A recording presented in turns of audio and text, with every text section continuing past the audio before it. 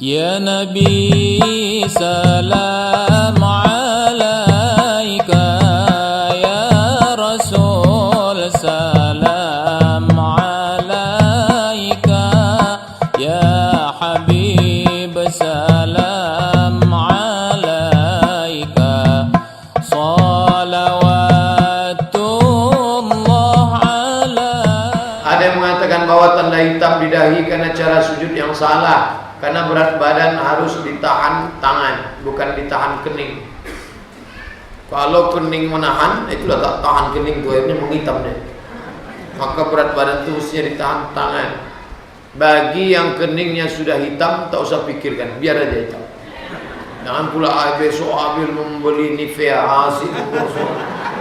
Yang sudah hitam, biarkan saja hitam, tak usah dipermasalahkan. Tapi sengaja menggosok-gosokkan kening biar hitam, jangan.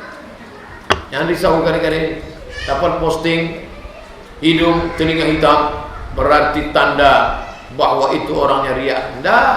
Yang penting dia beribadah, nama itunya benar. Mungkin dia punya kekeliruan di masa lalu. Kalau hitam, ya tidak apa-apa. Tapi sengaja menghitam-hitamkan, digosok-gosokkannya ke lantai, jangan.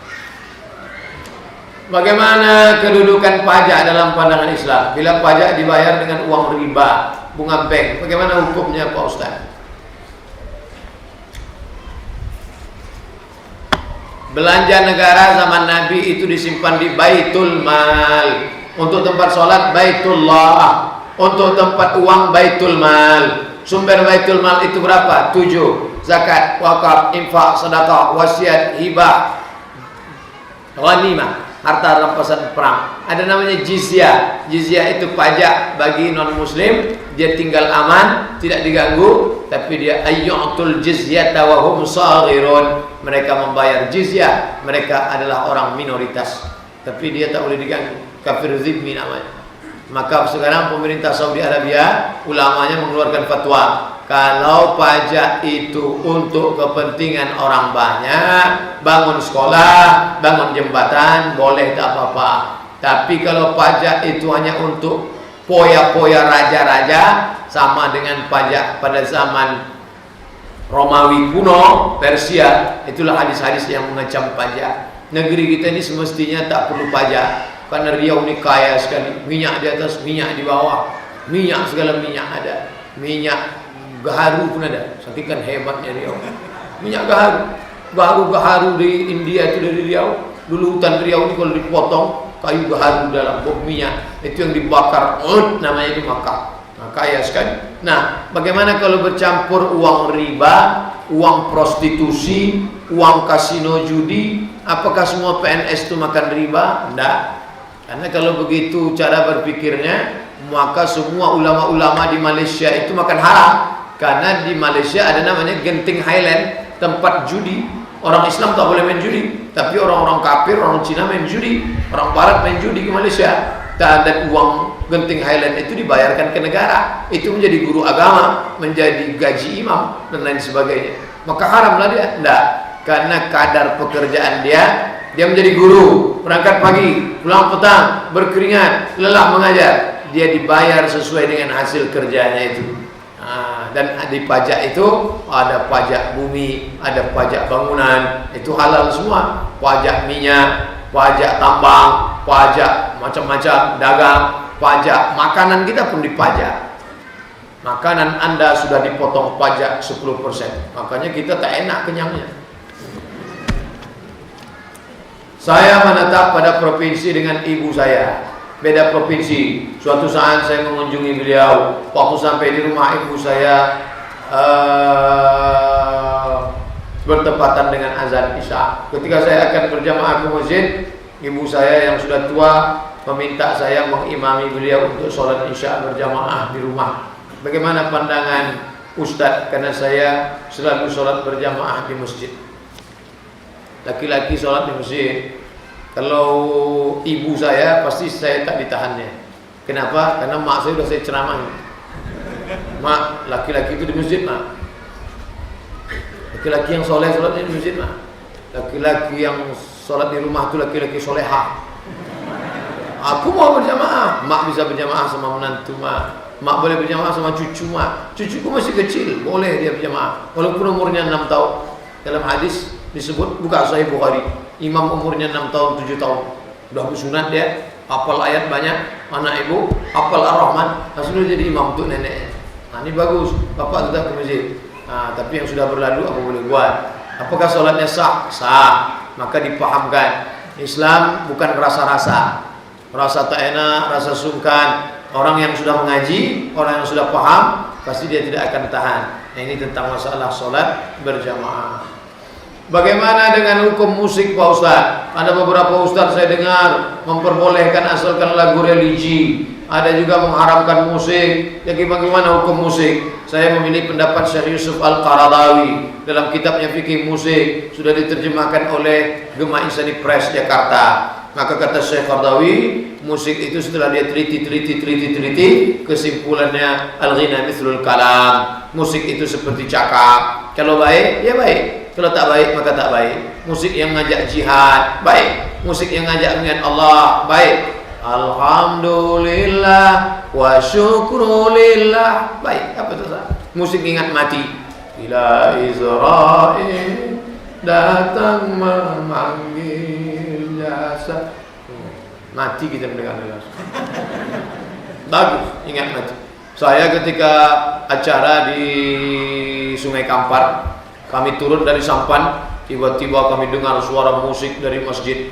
Ini acara nih, pejabat-pejabat sedang turun. Janganlah mau disanjung-sanjung, engkau digelar manusia agung. Sadarlah diri, tahu diuntung, jasad terbujur, keranda diusung. Bagus tuh. Saya waktu dengar itu berani sekali masyarakat ini menyanyi ini. Pejabat kan tersinggung nih. Begitu sampai di masjid, siapa yang nyanyi? Rupanya flash disk. Tak ada orang nyanyi. Oleh sebab itu, maka kalau lagu, tapi lagu-lagu zina tak boleh. Lagu-lagu zina, cinta satu malam, Keong Racun, Kucing Garong, Kabika Cikabiga, What Can I Do For You. Oh, lagu-lagu barat, lagu-lagu hantu. Ustaz, kemarin kok tak ada di Masjid Al-Jihad, banyak orang kecewa. Saya sudah kirim pesan, sudah saya kirim pesan SMS. Saya tidak bisa hadir karena ada acara di Pelelawan. Tapi bukan karena undangan di Pelelawan itu yang undang bupati lalu saya datang, saya tinggalkan Al-Jihad. Tidak, di Pelelawan itu tidak ada pengajian apa-apa, hanya silaturahim saja. Dan saya kirim konfirmasi. Saya di mana-mana beberapa saat sebelumnya saya kasih kabar. Saya tak mau macam di An-Nur nanti kasih kabar, Pak, saya tak bisa datang. Ini kasih kabar, konfirmasi, tabayun. Apakah diterima amal seorang istri yang durhaka pada suaminya?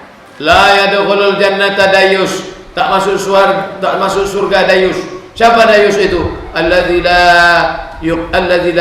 yagharu ala ahlihi, orang yang tak ada rasa cemburu kepada istrinya, dibiarkannya aja istrinya. Maka suami wajib melarang istri, Adinda, jangan kau keluar rumah pakai baju you can see itu. You can see, kamu kan bisa see menengok, you can see, kau bisa menengok ketiak bini saya. Kita yang menengok mandi, dia yang makai tak mandi. Kita yang menengok mandi, segan kita nengok. Sekali tengok hilang selera makan 3 hari. Udah macam leher onta ketiak itu. Orang rumah minimalis, dia roh minimalis. Nah, itu jangan larang. Maka perempuan itu 5 cara mengatasinya. Pertama, fa'izuhun, nasihat. Adinda, janganlah kau keluar rumah pakai pakaian itu. Alah, abang baru ngaji 2 kali. Abang dulu mau sama aku kan gara-gara ini. Tak mempan nasihat, maka wahjuruhunna fil madaji, pisah tempat tidur. Kalau kau tak berubah juga, maka apa boleh buat? Kita pisah tempat tidur sebulan. Memang itu lain tunggu. Yang ketiga, apa boleh buat? Kalau begitu aku harus tegas.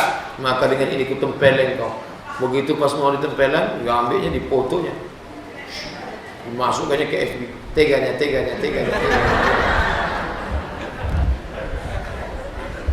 Tak bisa main pukul-pukul sekarang, tak bisa. Karena sekarang perempuan dibela oleh Komisi Perlindungan Perempuan.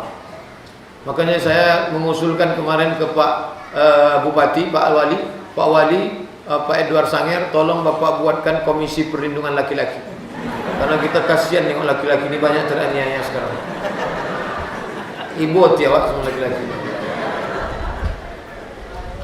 Tak juga bisa dipukul, maka yang keempat, fab'atsu hakaman min ahlihi wa hakaman min ahliha. Mediasi, panggil nenek mama, panggil wali, panggil ustaz, panggil. Ini mau dibawa kemana hubungannya?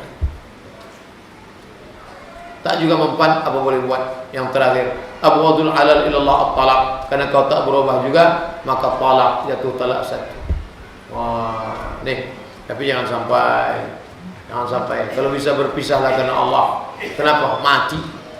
Saya Pak Ustaz berpisah, kenapa? Mati.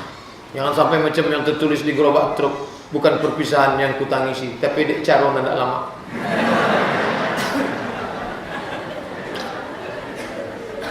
Berbohong sama suami Pak Ustaz. Oh, kok bisa dia berbohong? Berarti suami ini dua kemungkinan. Pertama, ikatan suami takut bini. Yang kedua, bongak. Kenapa bisa istri membohongi suami? Kita harus tegas. Di awal-awal pernikahan harus tegas. Apakah sah puasanya Pak Ustaz kalau lupa orang mandi wajib? Di dalam kitab Sahih Bukhari ada bab tentang orang yang masuk fajar dalam keadaan junub. Mama cakap dia berhubungan malam itu. Lalu kemudian dia makan sahur. Lalu kemudian dia tertidur. Pas azan subuh, Allahu Akbar, Allahu Akbar, dalam keadaan junub, puasanya sah. Orang yang masuk azan subuh dalam keadaan junub, puasanya sah. Yang puasanya batal itu masuk subuh dia suci, setelah sholat subuh baru dia junub. Nah, itu baru. Kalau dia masuk subuh dalam keadaan junub, maka puasanya sah. Mana tahu air keran mati atau macam-macam, mati lampu, tak naik air, azan subuh dia dalam keadaan junub, maka puasanya sah. Gimana orang puasa kalau orang tersebut tidak sanggup membayar fidyah? Kalau dia tak sanggup bayar fidyah, berarti dia fakir miskin, maka dia menerima fidyah. Dia miskin. Nah, siapa di antara kalian mau bayar fidyah? Sama aku bayar, aku miskin ini. Islam itu agama yang mudah, tapi jangan dimudah-mudahkan.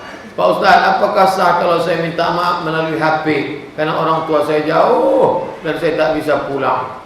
Bisa. Bu, maafkan aku zahir dan batin, aku tak bisa pulang. Ini pun SMS ni minta HP, minta pulsa dari kawan tadi hari ini. Ibu tu pun mendengar itu. Oh, aku maafkan kau nak, tak sampai hatiku mendengar. Ketawa gitu. Ada ibu mendapatkan haid, tidak bisa 1 minggu bersih, 1 minggu haid. Bagaimana cara puasanya Pak Ustaz? 1 minggu bersih, 1 minggu. Ini perempuan kena penyakit namanya istihadah. Buka tulisan saya di internet, cara mencarinya Somat Morocco istihadah. SOMAD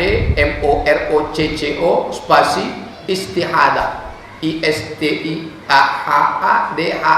istihadah. Enter, dapat tulisannya. Itu dulu menjawab pertanyaan perempuan yang mengalami istihadah. Misalnya maaf cakap dia halangan 7 hari. 7 hari. Tiba-tiba entah dia pakai suntik KB, entah dia macam-macam merusak kacau jadwalnya, maka bertambah menjadi 11 hari. Maka dari mulai 8, 9, 10, 11 itu terhitung istihadah, dia tetap puasa. Bagaimana dengan sholatnya? Dia tak boleh berwuduk sebelum masuk waktu. Tunggu masuk waktu. Setelah masuk waktu azan, Allahu Akbar, Allahu Akbar. Masuk dia kamar mandi, dicucinya bersih, maaf cakap dipakainya pembalut, habis itu dia berwuduk, habis itu dia sholat. Kalau menetes saat sholat itu maafan, dimaaf. Begitu cara bersuci. Dan ini bisa dialami laki-laki. Perempuan mengalami ini namanya istihadah. Laki-laki bisa mengalami ini namanya sulusul baul. Sulusu artinya rantai, baul kencing. Sulusul baul kencing yang macam rantai tak berhenti menetes. Nah, maka dia tetap sholat. Cara bersucinya tunggu azan, setelah azan masuk kamar mandi, cuci bersih-bersih, pakai, barulah dia sholat. Menetes saat sholat, maafan. Ya, jangan tak sholat sama sekali. Itulah pentingnya kita tahu belajar fikih. Apabila seorang ibu melahirkan atau hamil, apakah mengqadha puasa saja atau bayar fidyah? Kalau dia tidak puasa karena dirinya, ibu tak boleh puasa bu, karena ibu badannya lemah. Dia tak puasa karena dirinya, maka dia qadha saja. Tapi kalau dia tak puasa karena dirinya dan ada unsur anaknya, atau karena anaknya saja, maka dia kena dua, bayar qadha dan bayar fidyah. Begitu menurut mazhab Syafi'i. Tapi nanti kalau ada ustaz yang ceramah, qadha saja, tak ada pakai fidyah, qadha tunggal, itu pakai mazhab Hambali. Ini tentang masalah bagi ibu hamil dan menyusukan anak. Apabila seorang bapak kerja keras, kalau dia puasa apakah dia membayar fidyah atau mengqadhanya? Pekerja keras, penambang panas, tempat penambang besi di bawah panas 40 derajat Celcius, apakah boleh dia bayar saja atau dia qadha? Kalau dia tak kasih makan anaknya, dia tak kerja, anak-anak mati, istrinya mau melahirkan, bayar sewa rumah, maka dia tetap kerja. Kalau dia tak sanggup puasa, dia makan. Nanti di saat sampai Allah lapangkan rezekinya, dia ganti di hari yang lain. Makanya catat. Tapi katanya ada ustaz yang membolehkan, Pak Ustaz. Ada Imam Muhammad Abduh dari Mesir, meninggal tahun 1905. Dalam fatwanya Syekh Muhammad Abduh membolehkan pekerja tambang untuk bayar fidyah, tapi dia tidak pakai 4 mazhab. Nanti kalau ada ustaz yang ceramah, boleh aja tuh. Ini memudah-mudahkan. Nanti saudara-saudara kita sikit-sikit bayar. Tak bisa begitu. Maka dia tak bisa puasa, dia makan, tapi dia catat, nanti dia ganti di hari yang lain pada saat dia sudah mampu secara finansial ekonomi. Tolong Pak Ustaz, masyarakat yang banyak menikahkan anak dekat puasa, beri nasihatnya Pak Ustaz. Payah nanti mudaratnya. Oh, kalau anak itu tak tahan hawa nafsu, lalu kemudian dia maaf cakap berhubungan kelamin, maka dia puasa 2 bulan berturut-turut. 2 bulan berturut-turut 60 hari. Ini saya kalau ada orang bertanya, nomornya tak saya simpan. Nomor itu kalau tak bisa saya cari lagi. Tapi tentang orang yang melanggar itu banyak sekali. Kadang istrinya cerita, kadang suami, tapi nama tak saya ingat. Nah, itulah tak, karena tak ada saya catat nama. Tak pula saya buat. Ini yang bertanya tentang melanggar puasa 60 hari, ini enggak. Tapi itu menunjukkan bahwa banyak orang melanggar. Di bulan puasa dia berhubungan kelamin, maka dia mesti pernah puasa. Kalaupun mau menikahkan anak juga sekarang, itu pesannya wanti-wanti. Pokoknya kalau perlu kau pakai sempak, pakai gembok. Daripada kau puasa 6 bulan, 60 hari berturut, sudah lihat. Apa hukumnya orang yang bertato menjadi imam, sekalipun dia sudah insaf dan banyak hafalannya? Karena sebagian orang ada yang tak membenarkannya. Imam di Jepang itu mantan yakuza. Yakuza itu tatonya sampai pergelangan tangan. Begitu dibuka, patuh semua. Ini aja yang tak bertato. Leher, patuh semua. Dan itu jadi imam. Taubat berkat jamaah tabligh. Karena yang bisa mentaubatkan yakuza itu jamaah tabligh. Yang berani menepuk tatu-tatunya itu, Mas, taubat. Nah, itu jamaah tabligh. Akhirnya taubat. Taubat jadi imam. Sudah kita bahas. Cari videonya di YouTube, Somad Tato, enter dapat. www.youtube.com, tulis di situ Somad Tato, dapat. Kalau mau kaji lengkapnya. Tapi kesimpulannya, tato tidak najis. Maka tak perlu disetrika. Ini saya tengok banyak yang tobat setrika. Gambar ular kobra, disetrikanya jadi cacing tanah. Mau belok-belok lah kobra tadi. Biar aja, tak perlu. Dan kita pula bagi yang belum bertato, menengok orang bertato sudah tobatnya, kita tengok-tengok. Ini belum, ini tengok-tengok. Ya kalau dia udah tobat betul, kalau setengah tobat, apa kita tengok? Mata lain. At-taibu minadz-dzambi kama la dzambala. Orang yang tobat maka dia macam tak berdosa, bersih. Jangan-jangan dia jauh lebih suci daripada kita. Jangan merasa dirimu suci. La tuzakku anfusakum. Saya kalau menengok orang bertato sholat, oh kagum saya. Dia bertato preman dapat hidayah, maka mungkin dia lebih dulu masuk surga daripada kita. Karena nilai jihad dia luar biasa. Ustaz jihadnya tak ada. Lahir di tengah keluarga muslim, muslimah, keluarga beragama, tak ada jihad. Dia berjihad luar biasa, melawan narkoba, melawan lingkungan, taubat dia. maka dia jauh lebih mulia daripada kita. Mantap pula bacaannya, silakan dia maju jadi imam. Bagaimana pandangan Islam tentang kepemimpinan seorang wanita, baik itu di tingkat gubernur atau tingkat RT? Dulu ketika calon wali kota ada yang perempuan, itu saya diminta presentasi, dan ada salah satu mahasiswa Undri jurusan politik minta saya bahan Ustadz itu untuk bahan skripsi saya kasih. Kesimpulannya di situ, tidak boleh menjadi khalifah perempuan. Khalifah Amirul Mukminin tak boleh perempuan, karena dia punya kekuasaan yang absolut mutlak, mesti laki-laki. Adapun menjadi pimpinan kepala dinas, maka boleh. Kenapa? Karena perempuan itu bisa dijatuhkan. DPR bisa impeachment, dia bisa jatuh. Adapun beberapa tokoh nasional yang dulu tidak disetujui, itu bukan karena perempuan tak boleh memimpin, karena memang dia tak punya bakat kepemimpinan, karena hanya membawa darah ayahnya, karena hanya sekeluarga, karena hanya harta. Nah itu. Jadi hukum asli perempuan, karena Sayyidina Umar pernah mengangkat panglima ketua wilayah Hizbah. Wilayah Hizbah itu semacam Satpol PP yang mengawas pasar Madinah, itu namanya Ummu Syifa.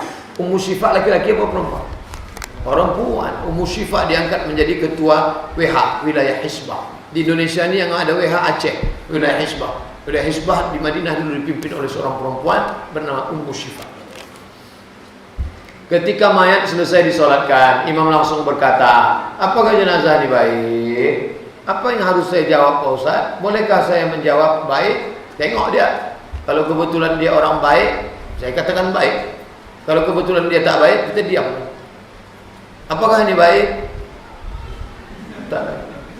Dan saya seumur-umur, sudah 40 tahun umur saya, belum pernah saya pakai mikrofon nanya, apakah jenazah ini baik? Belum pernah.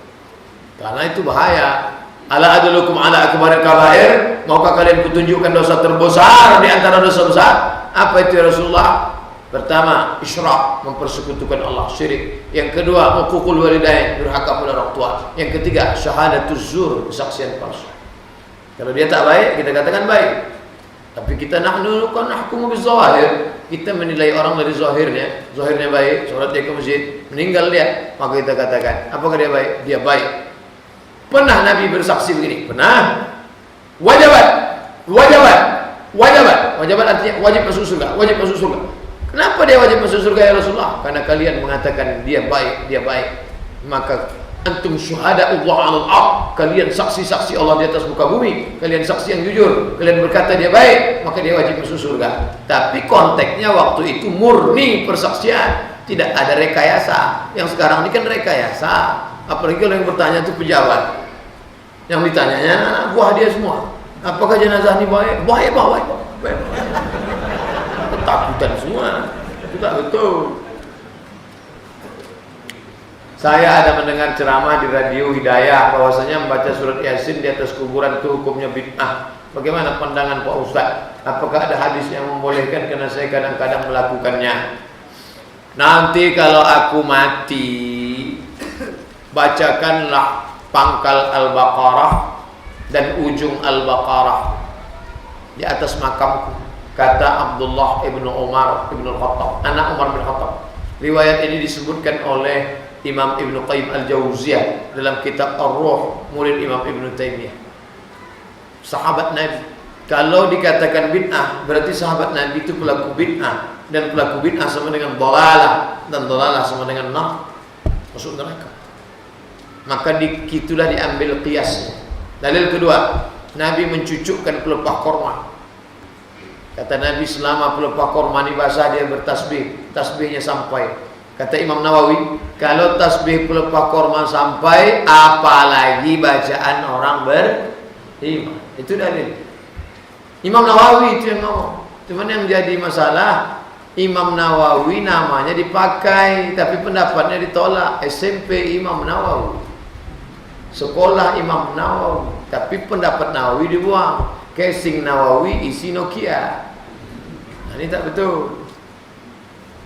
Jadi Ustaz kalau ziarah saya baca Qul Huwallahu 3 kali, Qul Falaq sekali, Qul Minas sekali, Al-Fatihah sekali.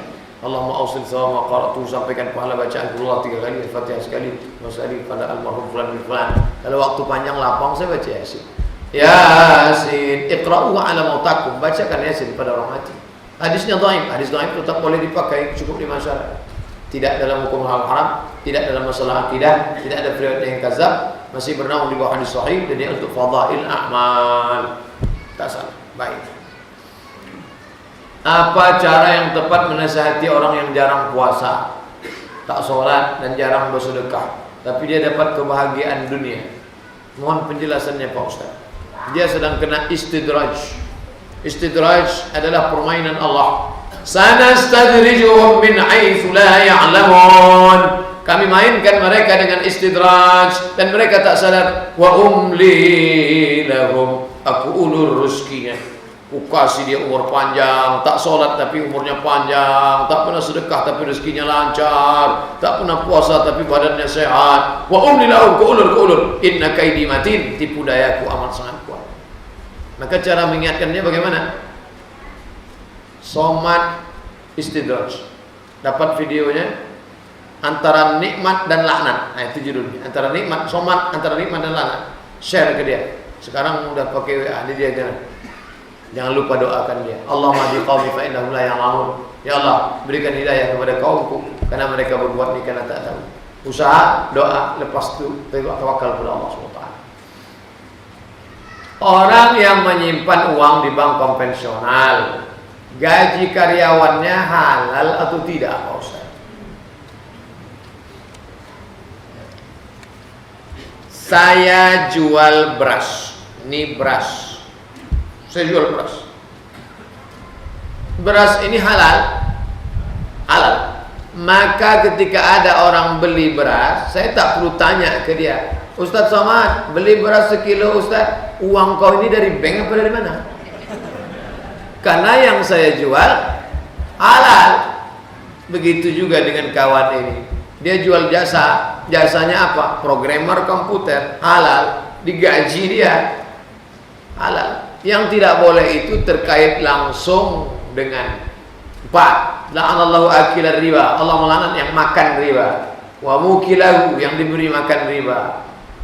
Wa katibahu, menjadi pegawai, pencatat. Wa syahidaihi, dua orang saksi. Nah, itu berkenaan langsung. Adapun ibu buka rumah makan. Rumah makan lama bana. Dijamin tinggal tulang. Saking kan lamanya. Yang nan sabalah membuka loh cik leh, tulang pun ndak tinggal. Lalu datang orang beli nasi. Mak Dato, nasi sampai bungkui. Ditanyanya, ini uangnya dari bank konvensional apa bank syariah? Ya tak perlu, karena dia jual nasi halal, ikan halal. Masalah duit ente dari mana, itu bukan urusan saya, karena dia tak terkait. Nah ini tentang masalah yang tak boleh itu terkait langsung. Terkait langsung security-nya, drivernya, pencatatnya, tellernya. Nah, sedang teller aja kena, apalagi mabuk. Nah ini tentang masalah. Itulah kaji kita malam ini. Akhirnya saya ucapkan marhaban ya Ramadan. Marhaban diambil dari 3 huruf. Rahaba. Rahaba artinya lapang dada. Marhaban. Saya datang kemari diucapkan marhaban ya Abdul Somad. Hati kami lapang menerima engkau wahai Abdul Somad. Apa bukti hati lapang? Kue kotak keluar. Jadi kita mengatakan hati kami lapang menerima Ramadan. Karena tak semua orang hatinya lapang menerima Ramadan. Banyak juga ketika Ramadan datang dia udah menggaruk kepala nih. Allah, berhenti pula Haji Samsu ini tiga. Maka kita katakan marhaban ya Ramadan. Ini acaranya adalah tarhib Ramadan. Jangan terjemahkan marhaban ya Ramadan selamat datang. Saya kalau ada orang mengucapkan selamat datang, saya tahu selamat datang Pak Ustaz. Jangan selamat datang. Selamat datang, datangnya selamat, baliknya semangat. Kadang kita kalau ke hotel, inilah orang ini latah. Udah jelas yang datang tuh Ustaz pakai peci, pakai koko. Selamat datang Ustaz. Selamat malam Ustaz. Malam, selamat, besok pagi. Nah, maka ucapkan marhaban Ustaz. Ahlan wa sahlan. Ahlan keluarga, sahlan muda. Kau datang ku anggap sebagai keluarga, segala urusanmu mudah. Makanya ada maknanya. Nah, ini tentang masalah ucapan. Ini dah welcome. Datang saya ke seminar, datang mahasiswa. Welcome Pak Ustaz. Well bagus, come datang. Welcome datangnya bagus. Ustaz pakai welcome, awak makan sambal belacan pakai welcome. Ala hadhihi niyyah al-Fatihah. A'udzu billahi minasyaitonir rajim. Bismillahirrahmanirrahim. Alhamdulillahirabbil alamin. Arrahmanir rahim. Maliki yaumiddin. Iyyaka na'budu wa iyyaka nasta'in. Ihdinas siratal mustaqim. Siratal ladzina an'amta 'alaihim ghairil maghdubi 'alaihim waladdallin. Amin. A'udzu billahi minasyaitonir rajim. Bismillahirrahmanirrahim. Alhamdulillahirabbil alamin. Wassalatu wassalamu ala asyrafil anbiya'i wal mursalin sayyidina wa maulana Muhammadin wa ala alihi wa sahbihi ajma'in.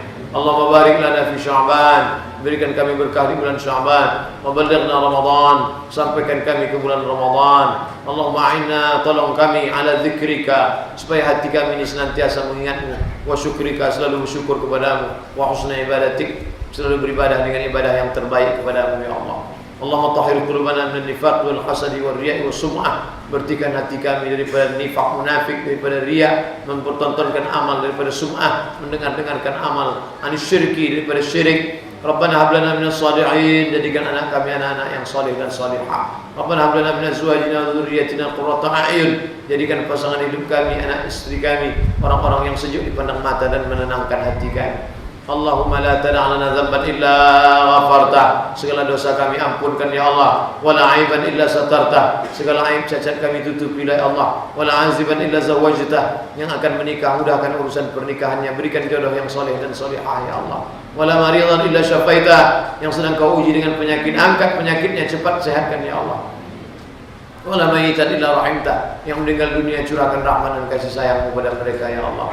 Allahumma khtim lana bi husnil khatimah, tutup umur kami dengan husnul khatimah. Wala takhtim alaina bi su'il khatimah, jangan tutup dengan su'ul khatimah. Rabbana atina fid dunya hasanatan wa fil akhirati hasanatan wa qina adzabannar. Wa sallallahu ala sayyidina Muhammadin wa ala alihi wa sahbihi wasallam. Walhamdulillahi rabbil alamin. Taqabbalallahu minkum minna wa minkum taqabbal ya karim. Terima kasih perhatian Bapak Ibu. Mohon maaf segala silap dan salah. Minal marhaban ya Ramadan. Selamat menunaikan puasa Ramadan. Wassalamualaikum warahmatullahi wabarakatuh. Ya Muhaimin ya salam, salimna wal muslimin. Ya Muhaimin ya salam, salimna wal muslimin.